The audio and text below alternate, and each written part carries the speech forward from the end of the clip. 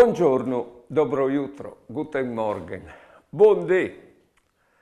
C'è tanto che sono cambiati le robe so di noi.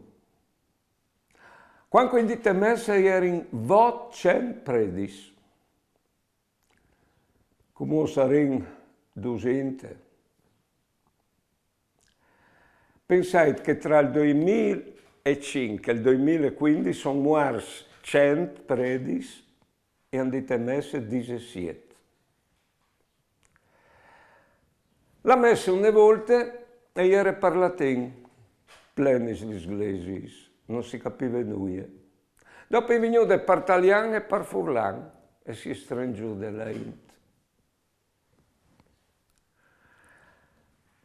Una volta bisognava avere coraggio a non la messa.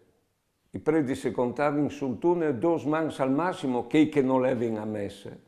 Come ho il coraggio alla messa. Una volta i genitori si portavano i figli, i nonni, i nevoti inglesi. Come i figli e i nevoti sono buoni di portare i nonni e i genitori inglesi e dopo veniva io perché non si ferma in inglese. Non le nuie per sempre. Buona giornata e buona vita.